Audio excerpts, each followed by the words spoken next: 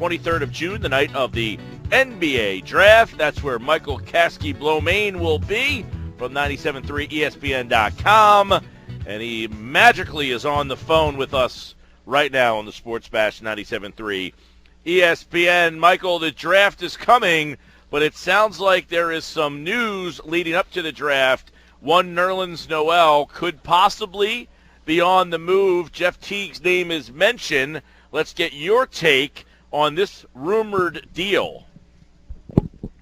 Well, Mike, I hope that's all it is, to be honest, just a rumor. When the news broke yesterday of those talks coming out, I was, pretty surprised. First of all, it's kind of surprising to hear, the GM of the organization, kind of talking about potential things that he might do, like when he was talking about trading the first-round picks, or the leaks are coming out about moves that might be made ahead of time. It's very opposite of kind of what was happening under the Sam Hinkie regime, when there was literally like nothing, coming out. But, my initial thoughts was I didn't think it was a good return, obviously. Jeff Teague alone for Nerlens Noel.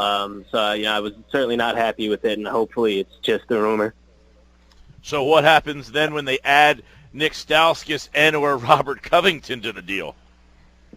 Yeah, that was another head scratcher. You would think, if anything, the Hawks would be adding something onto that package, with considering all things considered in this deal. But to lose a guy, especially like Covington, who the team has for under great deal for another 2 seasons, and has really shown the ability to shoot and spread the floor and play a couple different positions, to potentially throw him in there too, I think would be really tough.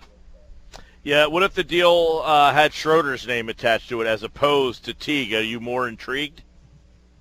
Slightly. I think it would make a little bit more sense given contract situation and age and everything. Still, there's so many great point guards in the league today, more so than ever before, and Nerlens is just a type of unique defender that I think is perfectly built for today's NBA, that could really anchor a defense.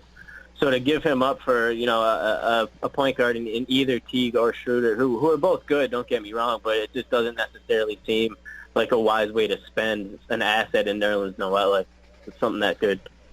So right now, Keith Pompey reporting that there are 15 teams the Sixers have, reached out to, talked to, whatever. Noel, Okafor.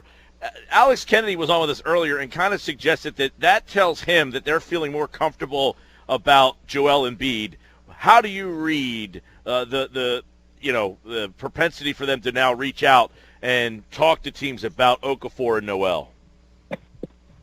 I think it's a good thing that they're at least testing the waters and doing their due diligence. That's what you would want them to do.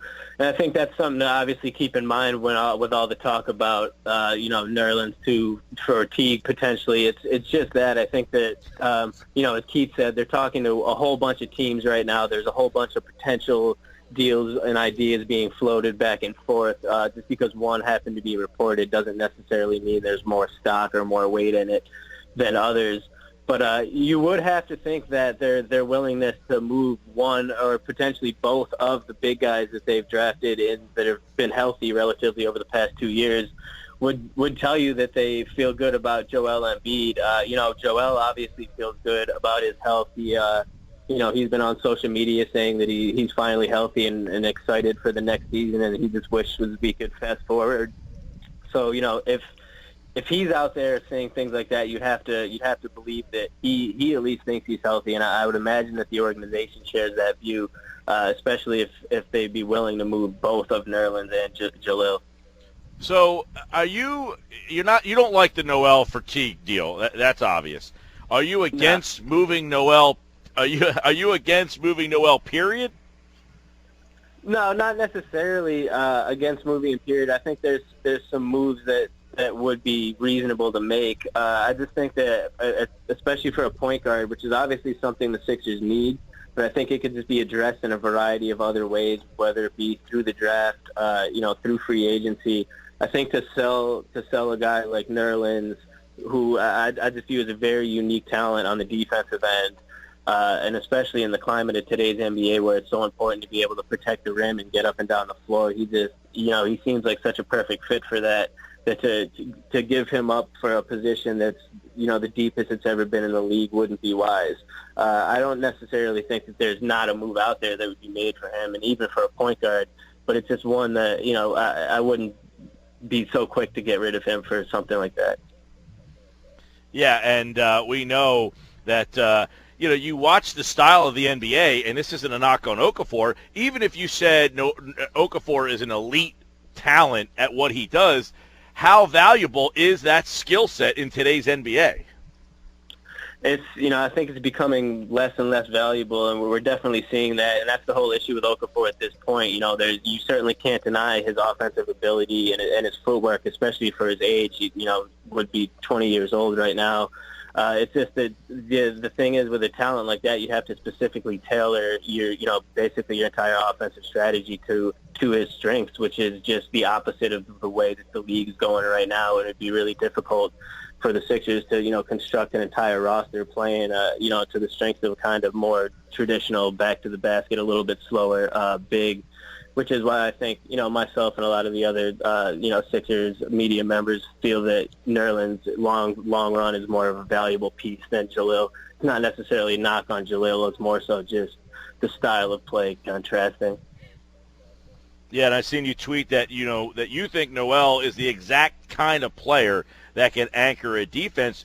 And if you have other offensive players around Noel, he's the kind of guy that can be active tip-ins, putbacks, dunks, that kind of stuff, which is really something that is pretty valuable in today's game. A guy that doesn't have to have the ball but can still do other things, run the floor, pass the ball, that is very valuable, that sometimes don't show up in the points per game statistic. Yeah, absolutely. And Nerlens is already averaging, last year he already averaged 11 points a game. I think with better offensive players around him, guys, you saw what a difference a point guard like Ish Smith could make for him and his ability to roll to the rim and get looks at the rim. If you continue to put talent around him and guys that can get him, just occupy the defense elsewhere, he'll be able to get scraps. And there's a lot of guys like that today that, you looked at Steven Adams, what he was able to do for the Thunder. He was never projected as an offensive player. He's a defender, a rebounder, a good guy like that. He's able to be extremely effective on the offensive end just by doing what you said, tip-ins, getting putbacks, rolling to the rim on pick and rolls. DeAndre Jordan's another guy like that, and both of them are elite defenders for, very good teams in the NBA right now. And, I think Nerlens' trajectory is similar to that. Mike, one of the things that Mike Gill and I have talked about is that new practice facility that seems to be coming along. I know there's been reports in the media that they're hoping to get in there by this coming training camp. What would that mean to the team and the ability to attract free agents? I think that'll be huge. They're just a top-of-the-notch facility by all accounts. I haven't been there yet. I'd like to really get the opportunity to go check it out. But, it's a state-of-the-art facility that will really, I think, be able to attract just another thing to attract the players. And it's really nice for these young guys to have a facility like that to start their careers and build from. And, I think it'll only help, obviously, the allure of the team as they're looking to, attract free agents to the city. If they can point to a brand new state-of-the-art facility that'll really help the players, even prolong their careers by, embracing some of these things that are coming out now as far as health and being able to keep the players healthy. I think it'll do wonders for the organization once it's up and running. So we should probably be keeping our ears open for more. If there's 15 teams, you would assume 15 could just be an arbitrary number, and that a lot of teams, Michael, are probably reaching out to Philly about one of the many assets they have. I want to ask you this question. I would assume Embiid's off the table, but what about Sarge? Do you think, with Colangelo's comments the other day that, look, it seemed that it was like we're giving him an option here, and if anything passed this year, that's up in the air. Do you think they would be willing to move him? I wouldn't be shocked, to be honest with you. I think Sarge was a hinky guy all along. I'm not sure that if, Colangelo was in place at the time of that draft, that he would have been as high on Sarge as Hinkie was. I don't think he necessarily has the ties to Sarge, and I wouldn't be shocked, honestly. I don't think it's going to happen, but it wouldn't be something that shocked me, especially, you've some people want to compare Saric's skill set to that of Ben Simmons, who the Sixers are probably going to take with that first pick, as far as they're both, point guards that like to have the ball, or, power forwards that like to play the point forward style, have the ball in their hands, can rebound, can create. Neither are necessarily great shooters, but they're working on that skill. There's maybe a duplicate skill set there if Simmons is the guy picked first overall. So, Saric was obviously still viewed highly around the league. He's playing well overseas, so he could be an interesting, trade chip if the Colangelos decided to use him. He's Michael Kaskey Blomain over at 97.3 ESPN.com. He's got more on the Sixers at The Real Mike KB on Twitter as his reaction to the Noel Teague stuff. You can get more over there. And, of course, as we get closer to the draft, Michael will be at the draft. We'll be talking to him a lot leading up to the draft here on the Sports Bash. Thanks, Michael. Have a good weekend, man. Thank you, too. Appreciate it, man.